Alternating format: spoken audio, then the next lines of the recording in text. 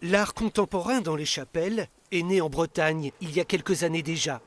D'un Finistère à l'autre, le voici qui débarque dans les montagnes du Jura. Près du lac Saint-Point, il suffit de passer le porche. À première vue, rien.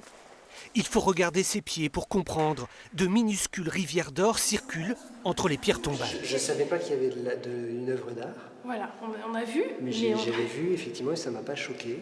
Du coup, je pense que c'est dans cette démarche-là de réparer une fissure pour l'embellir, comme réparer une blessure pour l'embellir plutôt que de l'effacer.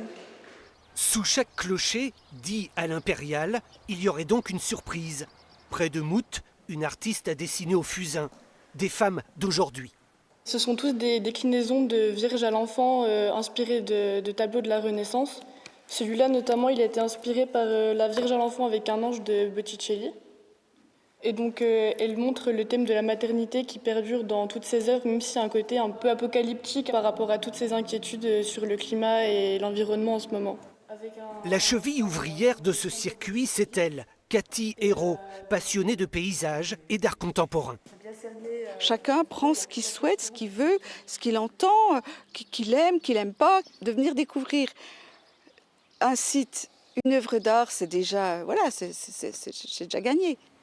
Ici, on croit découvrir des espèces anciennes, une faune réalisée en cheveux humains figés dans des plaques de verre. Clin d'œil aux reliques des saints, ossements ou cheveux présents dans les églises.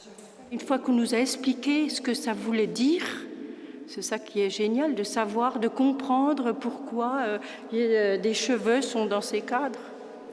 2 circuits de 40 km sont proposés. L'art en chapelle pourrait aussi bien s'intituler l'art en archipel.